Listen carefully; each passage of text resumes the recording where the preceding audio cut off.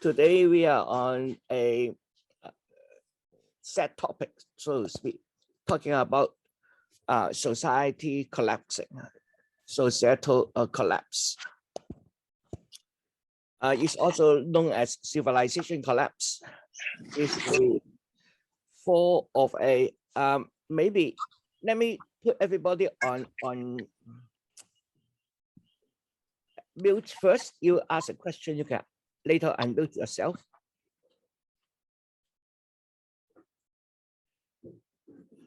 Okay, continue.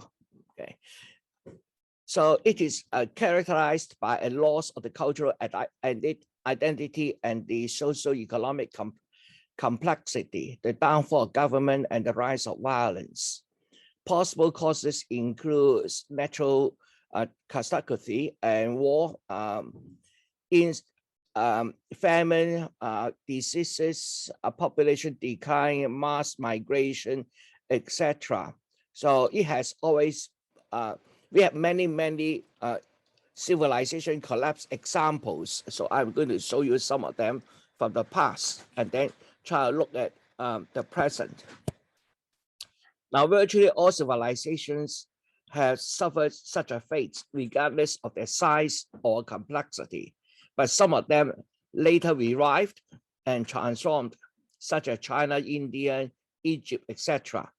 However, others never recovered, such as the Western and the Eastern Roman empires, the Maya civilizations, the Easter Island civilization, etc.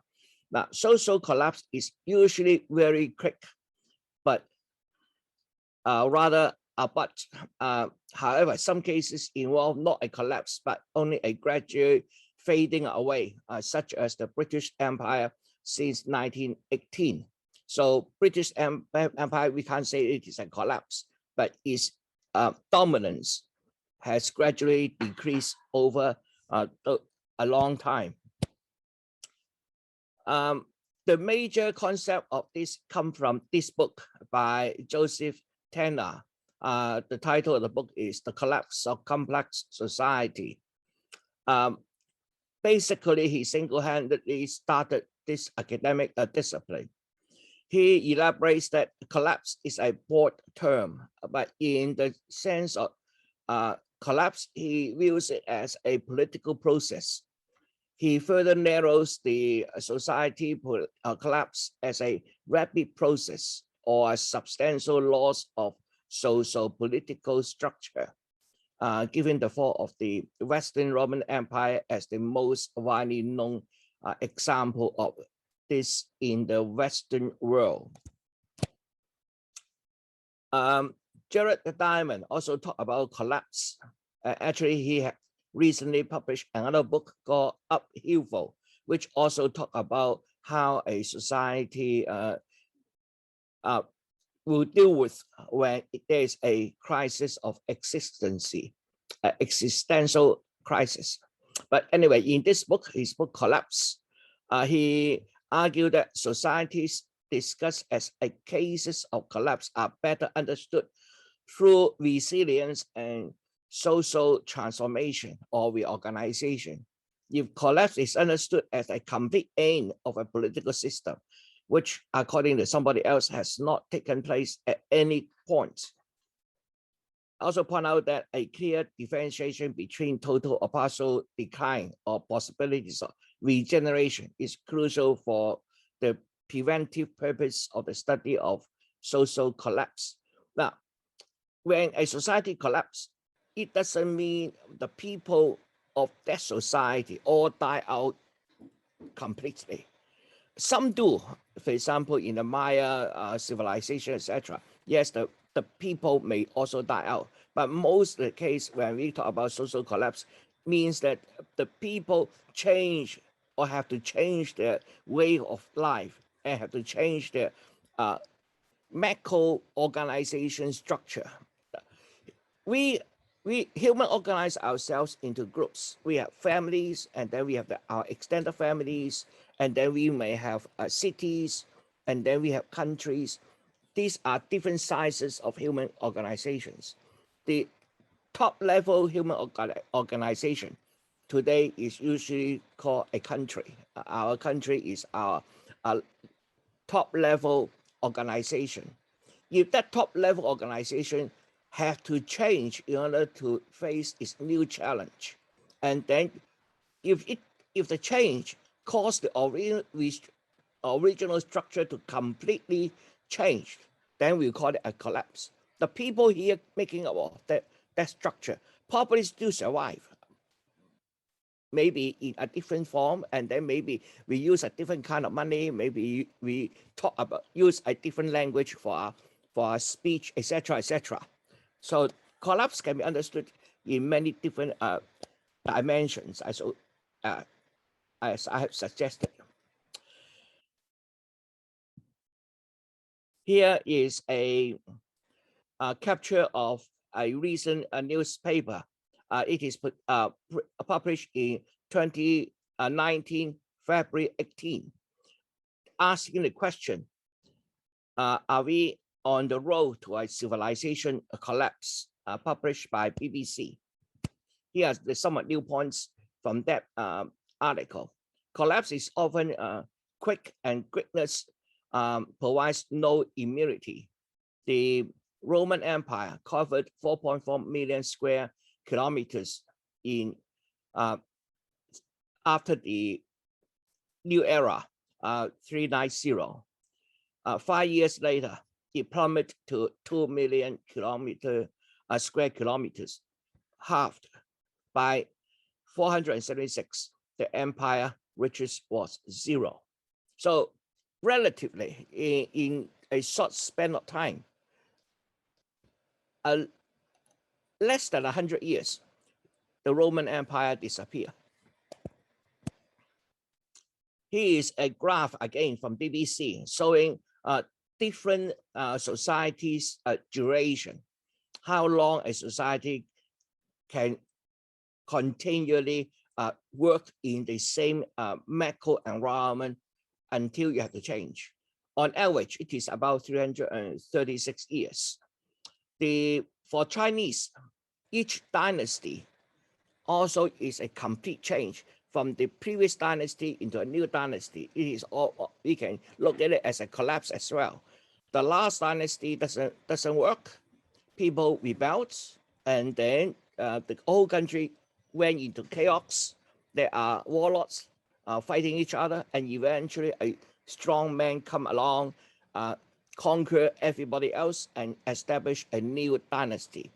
The new dynasty will have its new structure to address the problem faced by the last dynasty. But obviously in China, the previous dynasty's experience is also taken into account in the formation of the next dynasty. And then the dynasty will survive for, in Chinese case, the average is not as long as 336 years. In China, the average is 250, almost 80 years shorter than the global average. Now, I don't know why, but that is something we can observe. There are a lot of danger signs of the modern civilizations. Our now global civilizations is facing challenges: climate change, inequality, environmental impact, and complexity. No matter how you describe our society today, our society is very, very complex. A complex system has many points of failure. But if a certain point of failure trigger a cascading effect to cause other points to also collapse, then we have a problem. But if a single point of problem, one of the complex system, one of them doesn't work, sometimes the other parts can take part and then cure it. Now, one of the things I think when that article is put forward is 2019 in February. It haven't predicted that in 2020 we will face a global pandemic, and the pandemic is a very strong point of failure. We see that the world's health system cannot cope with this pandemic. Although just 100 years ago, in 1911 or 1912, we have a similar pandemic known as the Spanish flu. But it seems that humans forgot it within 100 years. And then when the next pandemic, which is last year, the coronavirus come along, the damage to our human society is significant. But luckily, we have a certain resilience, and therefore our life can still go on as normal. But for the world, we have already lost over 4 million people. There are different causes of collapse: natural disasters and climate change. Here is in the Indus Valley Civilization, in the area between the northern India and Pakistan. It collapsed around 1700 BC. Since at that time, the script they have still haven't been decoded. Therefore, we don't really know much about that. But we have evidence that it was a great civilization, and the civilization suddenly disappeared. Where does people go? What happened?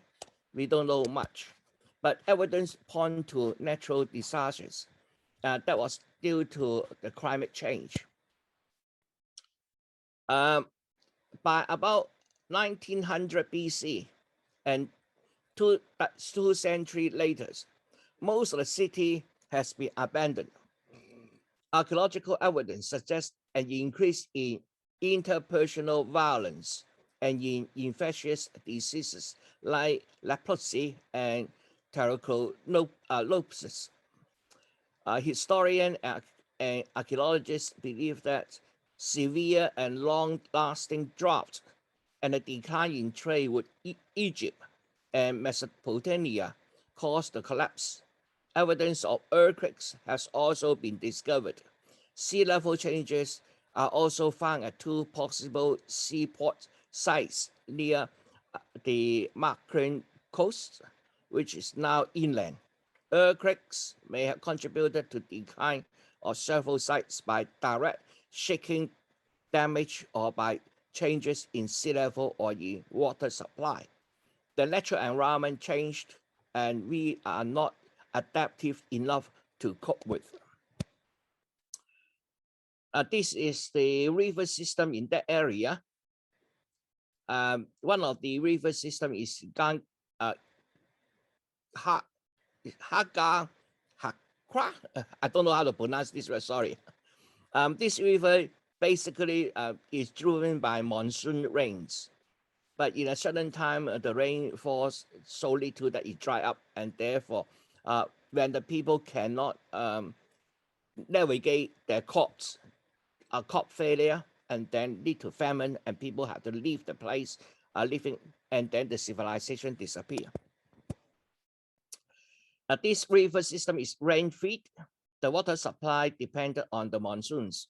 The Indus Valley climate grew significantly cooler and drier from about 1800 BCE, linked to a general weakening of the monsoon at that time.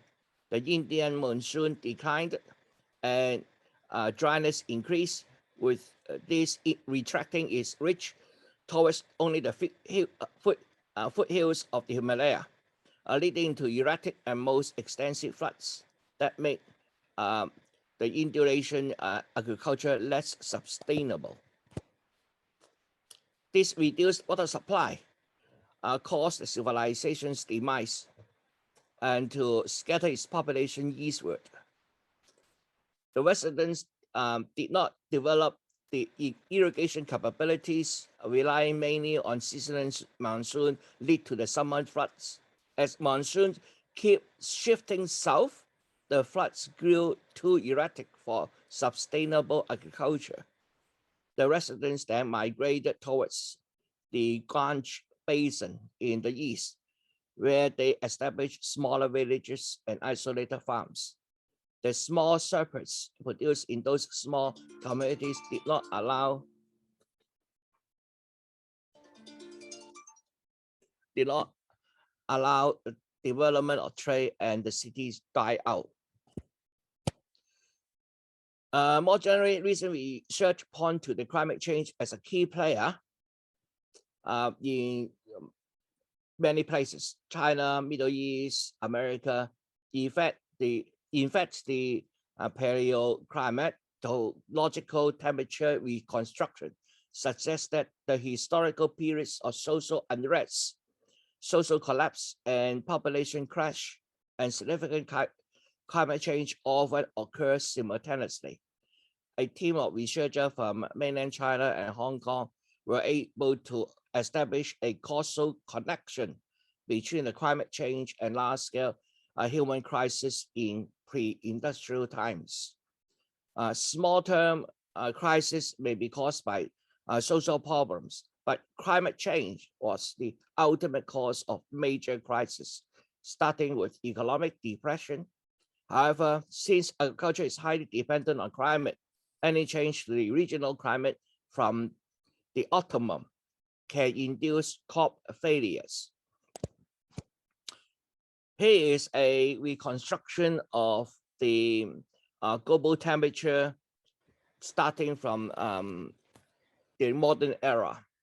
We faced through two significant time there.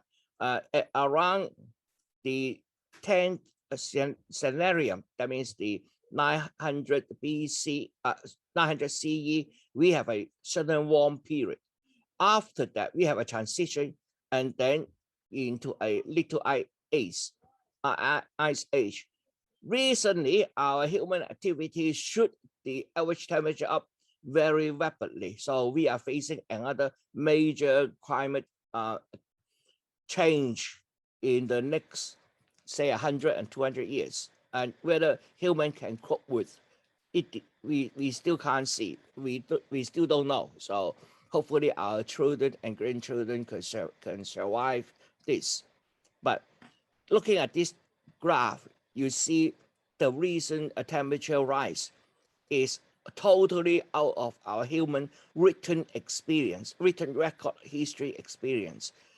At most, we can say there's another 2,000 years on the left of the graph, which haven't been shown. So that is our whole human written history. And what we are seeing is we are deviating from our average ability to cope by a very significant amount. And that's why climate change is so important. And looking at this one, the Mongol Congress also corresponds to the period of cooling in the northern hemisphere between the 30th and the 40th centuries. So let's go back to here. Oh, sorry.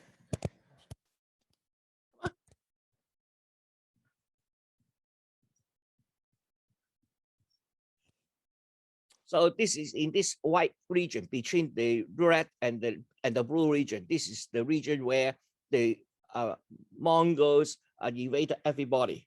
So why?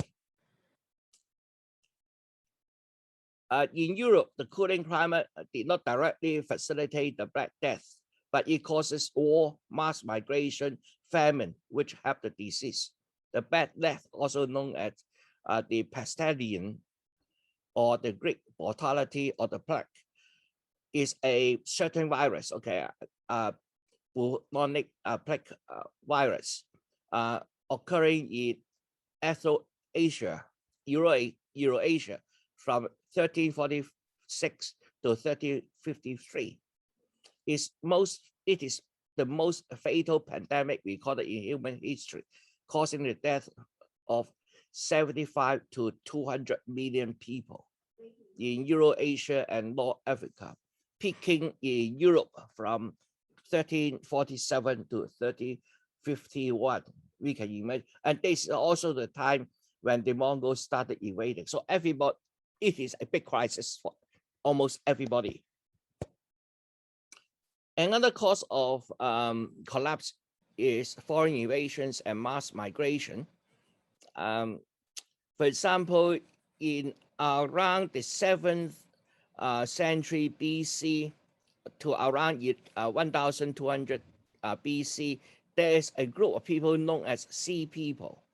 These Sea People causes the late Bronze Age collapse in the Eastern Mediterranean. The Sea People might have themselves been victims of the environmental changes that lead to widespread famine and participated the collapse. After certain battle, eventually Egyptians' way of life had to change after this collapse. One of the better description of this process is a book called 1177. And he talked about these Sea People causing collapse. One of the main idea is that the temperature change drive these so-called Sea People. Actually, Sea People is from many different. I think I have a. No, I haven't got the map here. The Sea People actually are quite a number of different tribes.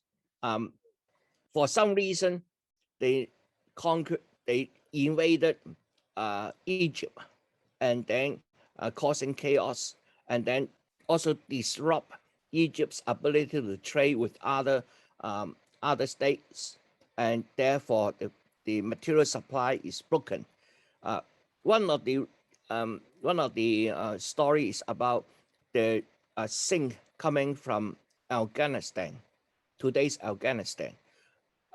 Zinc seems to be a crucial element that the Middle East doesn't have. They have to import it from Afghanistan, and this invasion disrupted the trade route, and therefore they don't have the supply of zinc, which is necessary to making bronze, and therefore the civilization collapsed. That's one of the theory.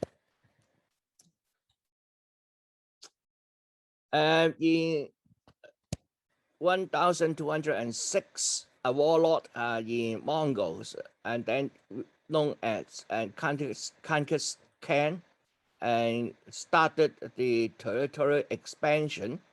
And because they are very flexible and mobile cavalry, enabled them to conquer their enemies with efficiency and swiftness. And they are very brutal. They almost kill all the citizens as they move through. So the invaded decimated the populations of China, Russia, Middle East, Islamic Central Asia, etc. Later, the Mongol leaders destroyed many cities, slaughtered thousands of people, and irreparably damaged the ancient irrigation system in Mesopotamia. This invasion transformed the settled society back into a romantic one. So it can be caused by invasion. Of course, the other thing is famine, economic depression, and internal strife. Here, this one is talking about in 1210 BC, the New Kingdom of Egypt shipped large amounts of grain to the disintegrating Hittite Empire. Thus, there had been a food shortage in the Anatolia, but not the Nile Valley. However, that soon changed. Although Egypt managed to deliver a decisive and final defeat to the Sea People at the Battle of Source, I don't know how to pronounce it. Egypt itself went into steep decline. So even if there is conqueror coming in, even if you have becomes victorious, it still hurts the country very much. I think that is exactly the situation faced by the Chinese immediately after the Second World War. Although the invader, Japan, has been defeated, but China still is in a big trouble because the 8 years of Sino-Japanese war very much damaged the whole country. Another example is coming from China, which is about 481 BC to 221 BC, which is known as the Warring States in China. And eventually, the story here comes to is finally the first emperor, the king of Qin, eventually conquered everybody else and declared himself the emperor of the whole China. And he is a ruthless but very efficient ruler. He raised a disciplined and professional army and introduced a significant number of reforms, such as unifying the language, creating a single currency and the system of measurement, etc. He funded dams construction and began building the first segment of what was to become the Great Wall of China to defend his realm against northern nomads. Nevertheless, the internal threats and rebellions make his empire fall soon after his death in 210 BC. So the Qing Empire is very short-lived, but its impact on China is huge. Another possible case is, of course, a disease outbreak in the 6th century AD, when the Western Roman Empire has already succumbed to attacks by the Germanic tribes. The Eastern Roman Empire stood its ground. In fact, a peace treaty with the Persians allowed the Emperor Justinian the Great to concentrate on recapturing territories belonging to the Western Empire. His generals achieved a number of important victories against the Ostrogoths and the Vandals. However, their hope of keeping the Western Empire was dashed by the arrival of what's become known as the Plague of Justinian. According to the Byzantine historian, the epidemic originated in China and northeastern India and reached the Eastern Roman Empire via trade routes, terminating in the Mediterranean. Modern scholar has deduced that the epidemic was caused by, again, the same bacteria which caused the Black Death, the single deadliest epidemic in human history. But how many actually died from it remains uncertain. Current estimates put the figure between 30 and 50 million, a significant portion of the human population at that time. The plague arguably cemented the fate of Rome. How the Rome fell, there's a lot of theories. This is only one of them. Demographic dynamics. Our developed country is facing a similar problem.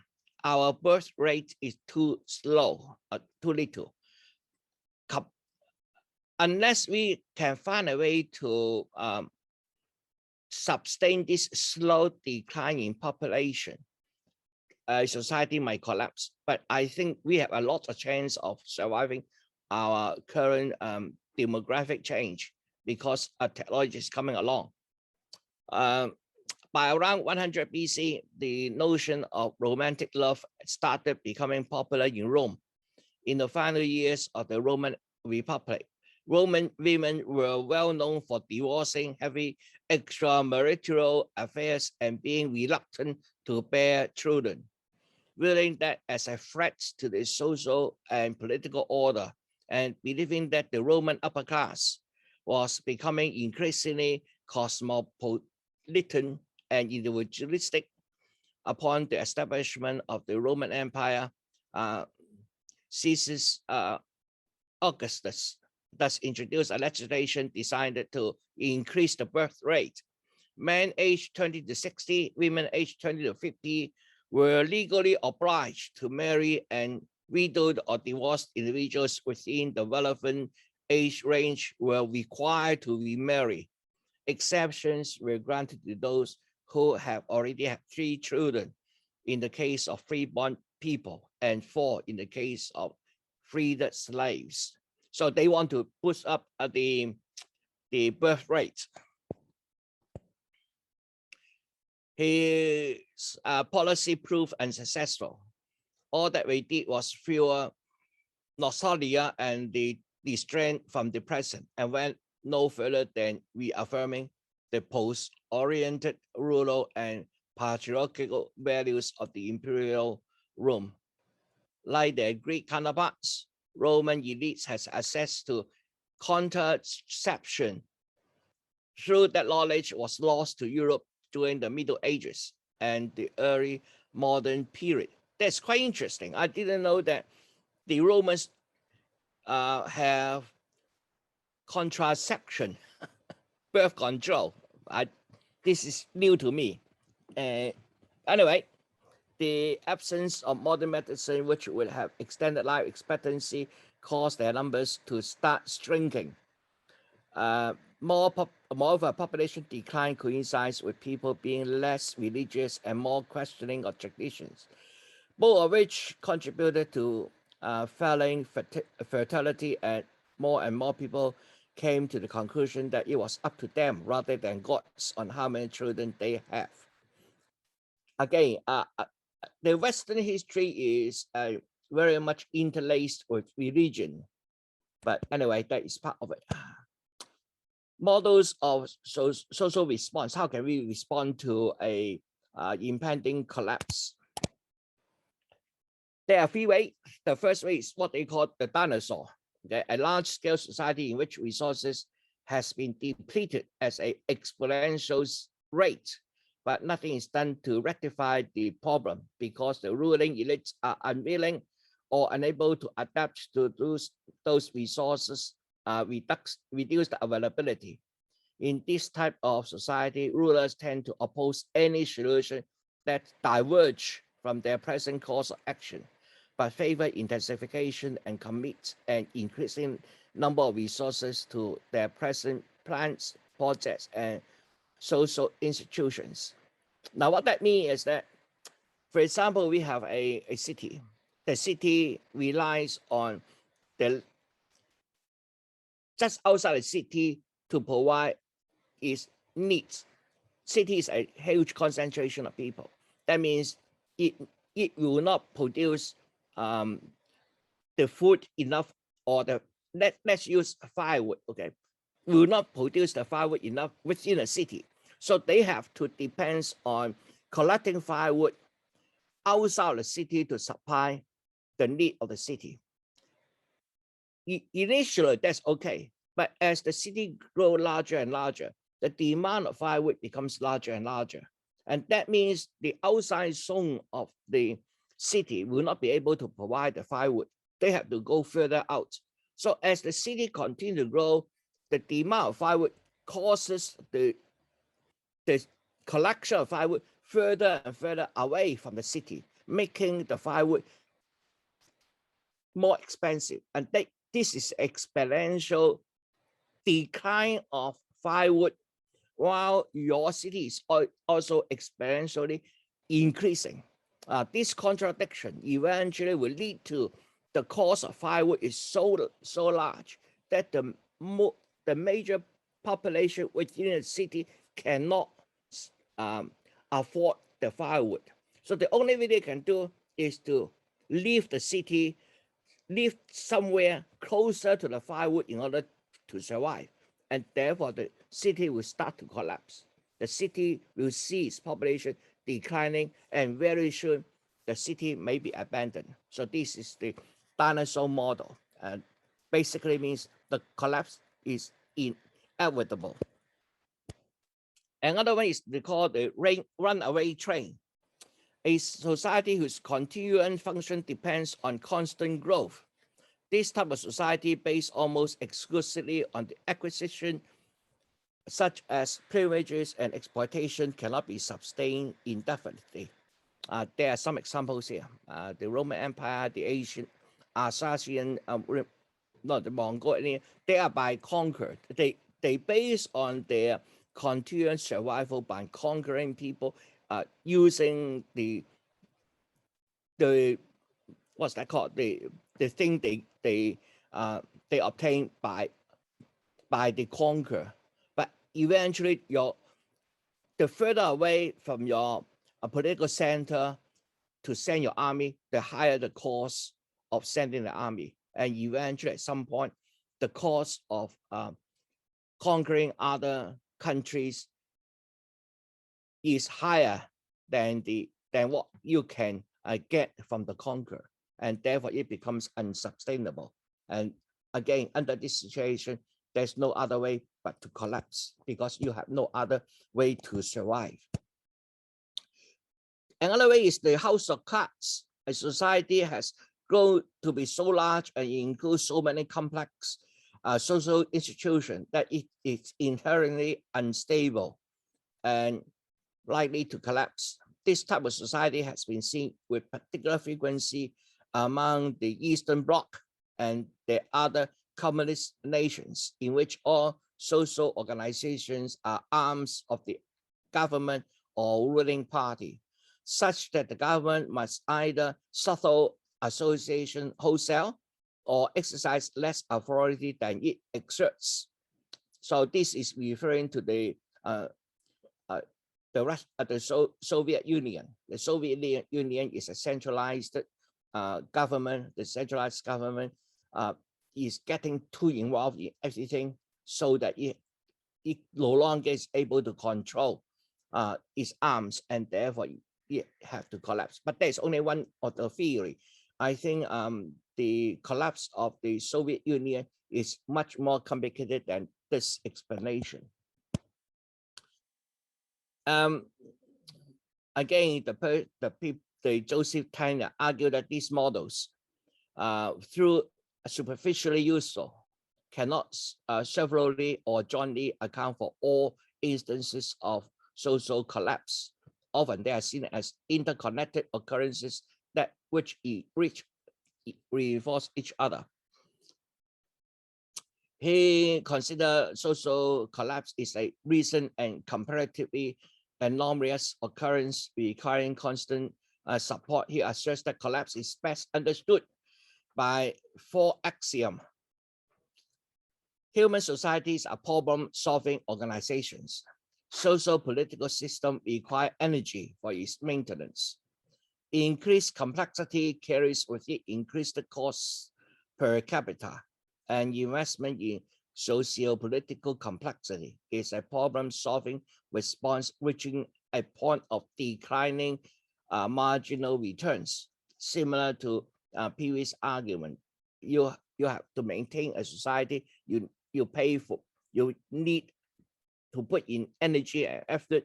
When the society becomes much more complex, then the energy to maintain it is higher. As the complexity increases, the energy requires higher and higher, and complexity increases exponentially, and your energy input is linear, and therefore at some point it doesn't match. With those facts in mind, collapse can simply be understood as a loss of energy needed to maintain social complexity. Collapse is thus a sudden loss of social complexity, stratification, internal, external communication and exchange, and productivity. Of course, he is not the only theory. The other theory is from this guy. A civilization is born when a creative minority successfully responds to the challenges posed by its physical, social, political environment. However, the fixation on the old methods of the creative minority leads to eventually cease to be creative and degenerate into a merely dominant minority, which fails to recognize new ways of thinking. He argues that creative minorities deteriorate from a worship of their former self, by which they become prideful and they fail in adequately addressing the next challenge they face. Now we know that society do have new challenges every day. So if the elite is unable to come up with solutions, then there will be problem left behind, and the problem will only increase. Now, one of the worry I have is the American government's debt. It seems that the American government haven't got any solution to address its debt, and the debt is rising and rising and rising. Wherever there's a problem, for example, 2020, when the pandemic comes along, the only method they provided is to print more money, give the money to the people to make them sustain for the time being. But that is a short-term solution. In the long term, the amount of money borrowed, how can they repay it? It's still a problem, and that problem will only increase. It doesn't seem like there's a solution here, and that is exactly what it's talking about. The creative minority doesn't have any more creative ideas to solve the new problem.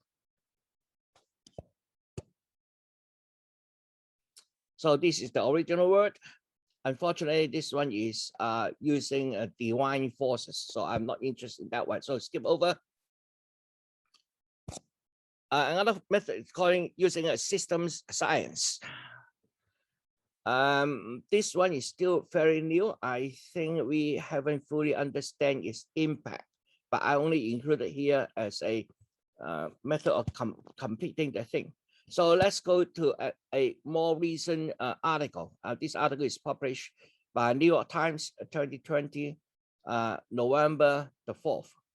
How do you know when society is about to fall apart? I meet the scholars who study civilization collapse. He's talking with Tania. Okay.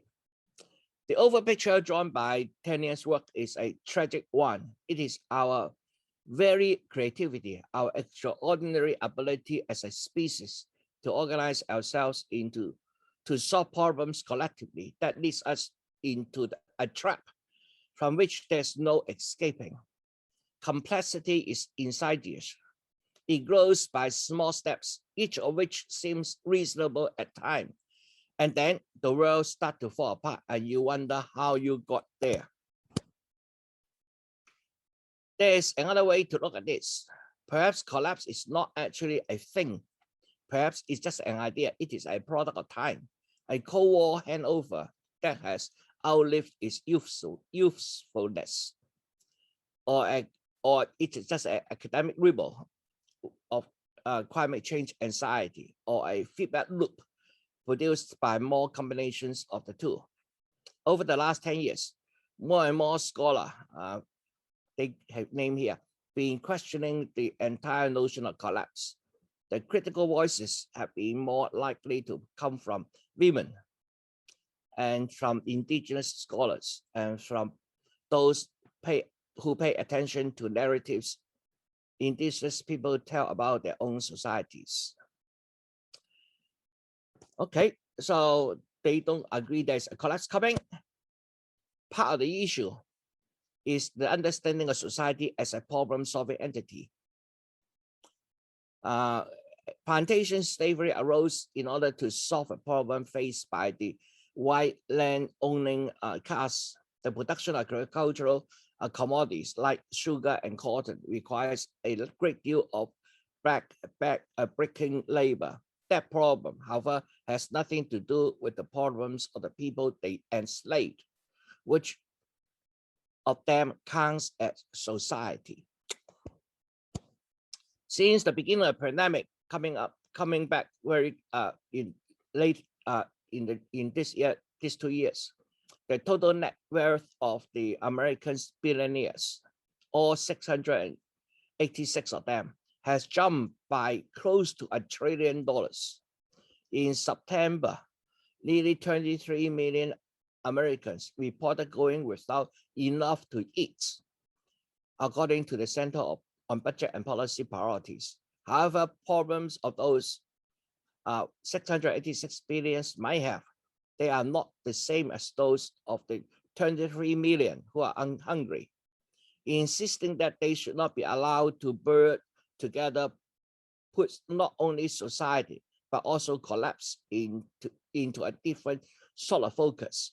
If society are not in fact unitary, problem-solving entities, but heaving contradictions and sites of constant struggle, then their existence is not an all or nothing game. Collapse appears not as an ending, but a reality that have already suffered in whole of a slave ship or on a long forced march from their ancestral lands to restoration far away and survived. The elites only treat the millionaire's problem or the billionaire's problem as problem and neglect to look at the bottom. I think that will be a significant loss. The current pandemic has already given us a taste of what happens when a society fails to meet its challenge that face it, when the fraction that rule over it tends solely to their own problems. The climate crisis, as it continues to unfold, will give us additional opportunity to panic and to grieve. Some institutions are certainly collapsing right now, but collapse happens all the time. This is not to diminish the suffering they cause and the rage they should occasion, only to suggest that the real danger comes from emerging that we can keep living the way we always have, and that the past is any more stable than the present. You close your eye and open again. The periodic disintegration that punctuates our history begins to fade, and something else comes into focus. Willingness, stubbornness, and perhaps the strongest and most essential human trait, adaptability. Perhaps our ability to band together, to respond creatively to new and difficult circumstances is not so some tragic secret snare. A story that always ends in psychotic complexity and collapse. Perhaps it is what we do best. When one way doesn't work, we try another. When one system fails, we build another. We struggle to do things differently, and we push on. And always, we have no other choice. MIT in 1972 predicted the society will collapse in this century, the 21st century. And the research shows that we are on schedule. And their model is based on limits to growth. At that time, the analysis generated heated debates. And they look at 10 key variables: population, fertility rates, mortality rates, industrial output, food production, services, non-renewable resources, persistent pollution, human welfare, ecological footprint, etc., etc. And they have the so-called business as usual model and the comprehensive technology model. If we move on to the human business as usual model, then we'll see the resources declining and the population and will also decline back to the beginning of the 20th century. Food will also decline, and the industrial output will all decline if we are on business as usual, doesn't change. A better model is we have a comprehensive technology change, our population stabilize, our industrial output after peaking also stabilize a little bit, resources stabilize, and pollution reduced. That will demand a comprehensive technology change. Unfortunately, scenario which was the least closest fit to the latest empirical data appears to be the most optimistic pathway, known as a stabilized world. A stabilized world is this one: the resources do decline, the pollution do decline, the food actually managed to increase, and our industrial output remain constant, and our population reaches a stable equilibrium. I think that will be the best scenario. And it looks like we may be heading into this direction, and that is good news. So I will finish my presentation here and let everybody ask questions. Please unmute yourself. You want to speak? Anyone? I'm glad you finished with good news, Albert. Yeah, I think there are some breakthrough technology coming up. I think that is the good news. For example, we instead of depending on land to provide food, we can stack the food up into a building. Well, they hadn't factored in global warming really into those graphs. Yeah, unfortunately, but I think the global warming, if we can manage to say achieve the reduction of carbon neutral by 2060, we still have a chance. Because I think 2100 will be crucial. If we can start decreasing the atmospheric carbon dioxide by late this century, 2070, start the significantly declining of the carbon in the air, we still have a chance. It all depends on technology, and I think the technology is advancing so fast.